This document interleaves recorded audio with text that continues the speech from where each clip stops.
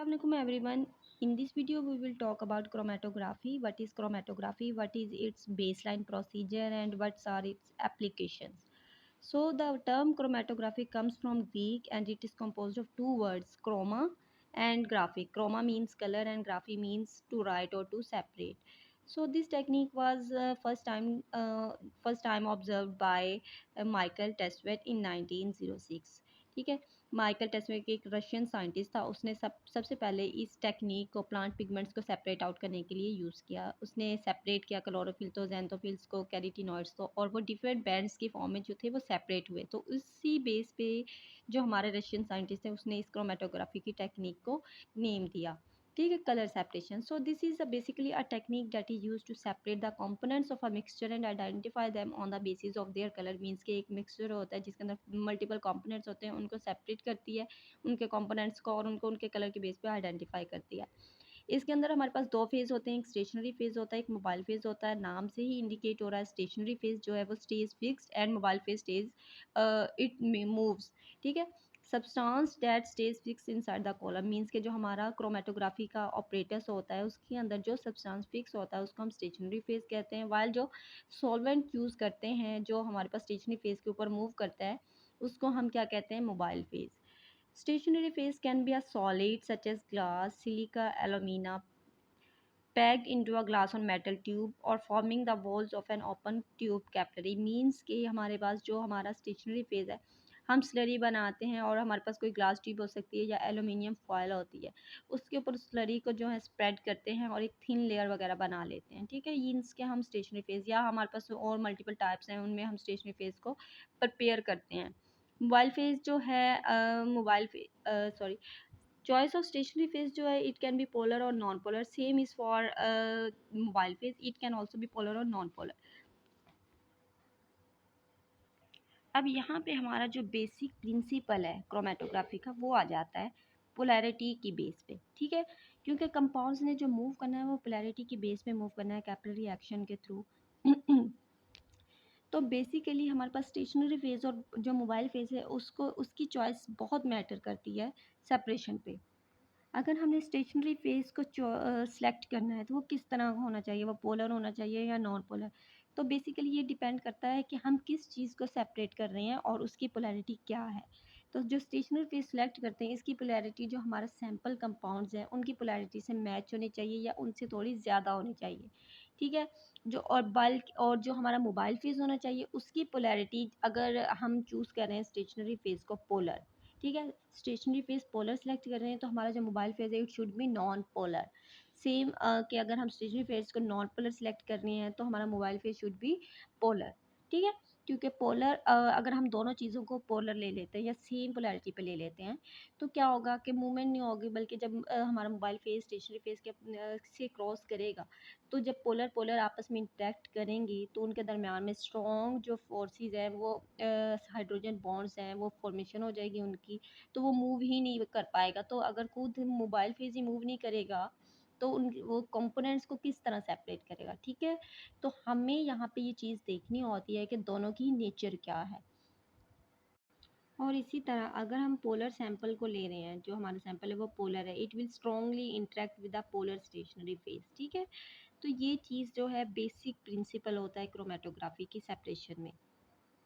जो polar stationary phase है उनमें हमारे पास सिलिका आ जाता है, एलुमिना आ जाता है। नॉन पोलर में हमारे पास ऑर्गेनोसिलीन्स आ जाते हैं। अगर हम मोबाइल फेज में देखें तो पोलर में हमारे पास वाटर आ जाता है और एसीटोनाइट्राइल। नॉन पोलर में हमारे पास हेक्सेन और इथाइल एसीटेट की एग्जाम्पल आ जाती हैं। अब यहाँ पे हमारे पास कुछ टर्मिनोलॉजीज़ है जिनका जिनका हमें पता होना ज़रूरी है क्रोमेटोग्राफी में। स्टेशनरी फेज जैसा कि मैंने बताया पहले, stationary phase the substance that remains fix inside the chromatographic operators. Mobile phase, the solvent that moves over the stationary phase. Elution is basically the process of removing the analytes from the absorbent by running solvents. Means कि हमारा जो stationary phase है उसके ऊपर जब solvent यानी mobile phase move करता है और तो सैंपल जो होता है मिक्सचर सैंपल उसमें से जो कंपोनेंट्स को एल्यूट करते हैं उस प्रोसेस को हम कह रहे होते हैं एल्यूशन। ठीक है, डेवलपमेंट क्या है, development is basically the movement of the mobile phase की जो movement over the stationary phase is this process is development. Retention time, the time taken by components to elute from the column.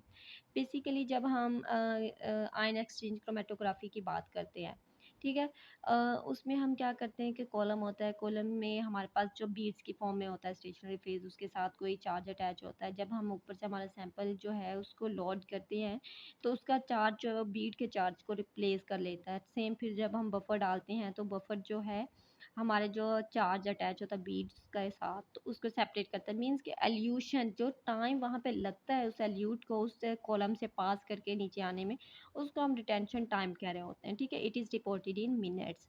ایلیونٹ سینمز with the mobile phase means کہ ہم mobile phase کو ایلیونٹ بھی کہتے ہیں، جو کہ ہمارے سیمپل کو سیپریٹ کرتا ہے، مکسچر کے کمپوننٹس کو سیپریٹ کرتا ہے mobile phase. Alleviate more precise term for solute اور اینالائٹ مینس کہ جس کی ہم سپریشن کر رہے ہیں اس کے لیے ہم ایلیویٹ کی ٹرم بھی یوز کر لیتے ہیں. Alleviate mixture of solute and solvent ایگزیٹنگ دا کولم. ٹھیک ہے، سولیوٹ اور سالوینٹ جو ہے جب مکس ہو کے کولم کو ایگزٹ کرتے ہیں اس کو ہم ایلیوٹ کہہ رہے ہوتے ہیں. Retention volume of the mobile phase that must pass through a column for a solute to be eluted. وہ والیوم موبائل فیز کا جو کہ کولم سے پاس ہونا چاہیے تاکہ وہ جو سولیوٹ ہے اس کو ایلیوٹ کر سکے. ایلیوٹ کے ہم نے پہلے اوپر جیسے بات کی ایلیوشن کا پروسیس.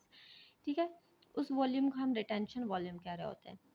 بیڈ والیوم کیا ہوتا ہے؟ Volume of the stationery phase in chromatography Kollam means کہ جب ہم کالم کی پریپریشن کر رہے ہوتے ہیں اس میں ہم جو اسٹیشنری فیز ہے اس کی فکسیشن کرواتے ہیں تو اس دوران میں جو ہمارا اسٹیشنری فیز جو اسپیس آکوپائی کرتا ہے، جو والیوم آکوپائی کرتا ہے اس کو ہم بیڈ والیوم کہتے ہیں. فار ایگزامپل میں نے یہاں پہ جیسے یہ ڈرا کیا، یہ ہمارے پاس کالم ہے، اس کے اندر ہم نے اسٹیشنری فیز کو لوڈ کیا تو اب یہ بیڈز ہے، انہوں نے جو اسپیس آکوپائی کی ہے اس کو ہم کیا کہیں گے؟ Bed volume.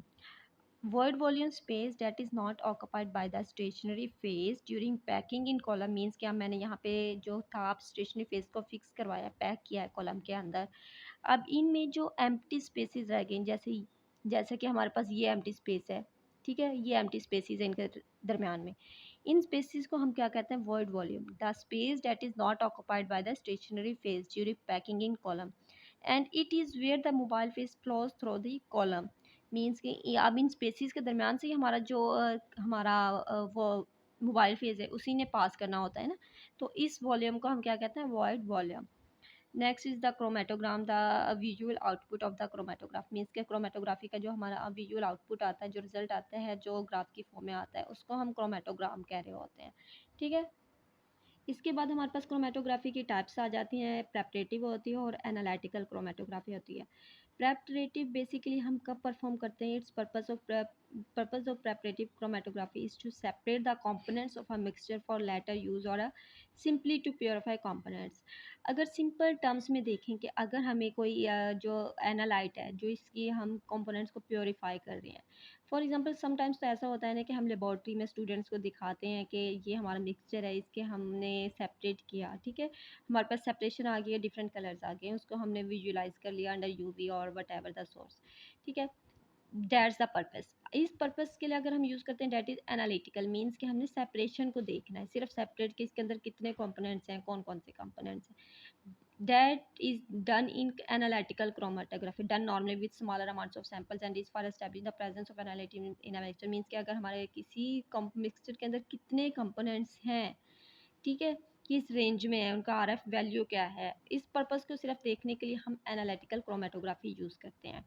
اگر ہم نے ان کمپوننٹس کو آفٹر انالیسز مینس کہ ہمارے پاس کمپوننٹس آ گئے ان کو پیوریفائی کرنا ہے، ٹھیک ہے، وہاں سے ہم نے ان کو سیپریٹ کرنا ہے اور ان کو فردر ہم نے انالیسز کے لیے لے کے جانا ہے، پیوریفائی کرنا ہے، تو ہم پریپریٹیو کرومیٹوگرافی کی طرف جاتے ہیں. ٹھیک ہے، تو دس از the basic difference between analytical and پریپریٹیو chromatography. Here I have drawn a flow chart of chromatographic types. Basic جو اس کے ٹائپس ہیں ان کے بارے میں کہ ایڈزارپشن کرومیٹوگرافی ہوتی ہے، آئن exchange chromatography, molecular save, partition chromatography, انہی کی فردر ٹائپس ہیں. بیسک یہ چار ہیں. ایڈزارپشن کرومیٹوگرافی، دا سیپریشن ان ایڈزارپشن کرومیٹوگرافی اکرز ویا فزیکل انٹریکشن اور ایڈزارپشن. ٹھیک ہے، سولڈ فیز کے ساتھ جو ایڈزارپشن ہوتی ہے یا فزیکل انٹریکشن ہوتی ہے اس بیس پہ اس میں جو ہے سیپریشن ہوتی ہے. آئن ایکسچینج کرومیٹوگرافی ہے، مولیکولر سیو ہے، پارٹیشن میں بیسیکلی کمپوننٹس جو ہیں وہ ایڈزارب نہیں ہوتے بلکہ سولوبلٹی کی بیس پہ جو ہے وہ سپریشن ہوتی ہے.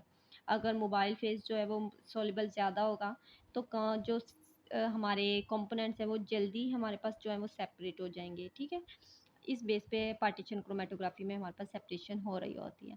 ان کی جو ہے وہ فردر ٹائپس ہیں، گیس ہے، لکوڈ ہے. گیس میں آ جاتی ہے گیس لکوڈ کرومیٹوگرافی. لکوڈ میں ہمارے پاس فردر 2 ٹائپس ہیں، کالم کرومیٹوگرافی اور T L C. T L C is further divided into H P T L C, high performance thin layer chromatography. Thin layer chromatography ٹھیک ہے. Molecular سی میں ہمارے پاس jail chromatography آ جاتی ہے. پارٹیشن کرومیٹوگرافی میں دیکھیں تو ہمارے پاس اس میں بھی لکوڈ اور گیس لکوڈ کی بیس پہ کلاسیفائی کیا ہوا. لکوڈ میں ہمارے پاس آ جاتی ہے paper chromatography and column chromatography. Column chromatography is further of H P L C, high performance liquid chromatography جو ہے وہ کالم کرومیٹوگرافی کی فردر ٹائپ ہے. گیس لکوڈ کرومیٹوگرافی میں لکوڈ میں ہمارے پاس 3 ٹائپس ہیں، T L C, paper chromatography and column chromatography. ٹھیک ہے، تو اس کی یہ فردر ٹائپ ہے. سو دس is basically all about the introduction of chromatography. آگے ہم ان ساری ٹائپس کو ڈیٹیل میں ڈسکس کریں گے نیکسٹ ویڈیوز میں. T L C, H P L C, gas chromatography, آئن ایکسچینج کرومیٹوگرافی. تو ہم اپنی اس ویڈیو کو یہیں پہ اسٹاپ کرتے ہیں. تو نیکسٹ ویڈیو میں ہم انشاءاللہ ٹی ایل سی کو ایکسپلین کریں گے.